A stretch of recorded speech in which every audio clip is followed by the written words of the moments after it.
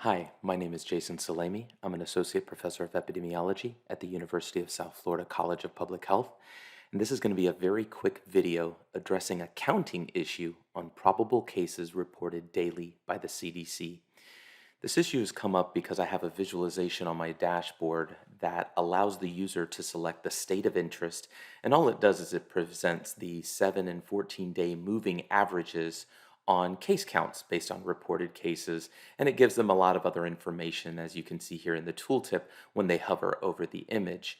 And so I've gotten a number of people on different days that are suggesting that I am undercounting the total number of cases that are reported each day. So for example, in the data set that I downloaded yesterday for July 27th, the number of cases I reported by Florida was 16,038. And again, there was a suggestion that I'm failing to include some other cases that I should be including, namely these probable cases. And so that's the big question that's been proposed. Why am I not including probable cases? And so I think this emerges when I look at the actual raw data set and look at, this is the record for Florida, the most recent date that was provided as of yesterday. You have these two different variables. One is called new underscore case. The other one is P new underscore case.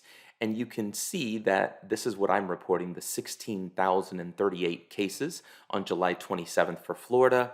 And the suggestion has been made that, well, I'm not including the 4,142 cases that are in this field, which again are probable cases. And so that I should be reporting 20,180 cases. And so I just want to address that.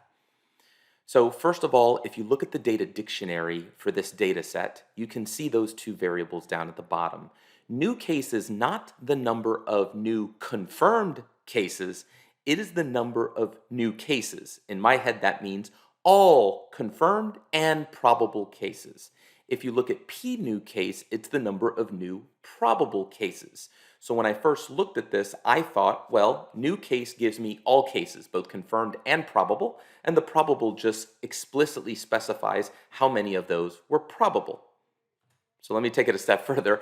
When I was first compiling this, I always want to make sure that I get this information right. So I had sent an email to the dataset owner of that CDC dataset, and I actually got a question. And the important part of this response is what's right here, that new case, which is what I'm reporting, that 16,000 number, equals the confirmed cases plus this P new case, the probable cases. So we don't explicitly get this variable, the confirmed cases. All we get is the total number of cases and then which one of those were probable.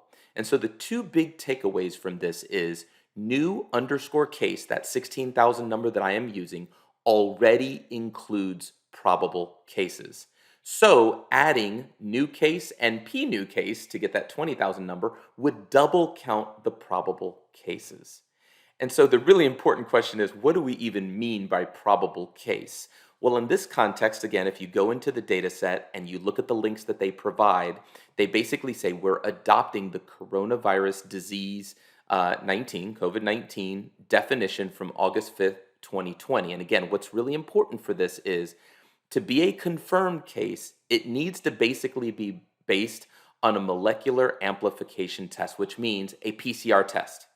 A presumptive or a probable case is going to be any case that is confirmed by an antigen test. And so that's the real difference here. And so again, just to make sure that this made sense, if we just look at that number, again, if what I'm saying is correct, and again, based on the information provided by the CDC, I'm suggesting that the total number of cases was actually 16,038. Of those, 4142, right, were antigen tests. Those were the probables, and based on the data definition, it was confirmed by antigen tests, and that's about 26% of all cases. Well, when the Florida Department of Health used to provide a lot more granular information, I used to track that. What percentage of all new people testing positive were antigen versus PCR? And so obviously when antigen first rolled out, it increased in popularity. But if you look here, this red line that I drew across, that's 26%. Basically what I told you this day is suggesting that 26% of all new cases were confirmed by antigen tests. That's why they were called probables.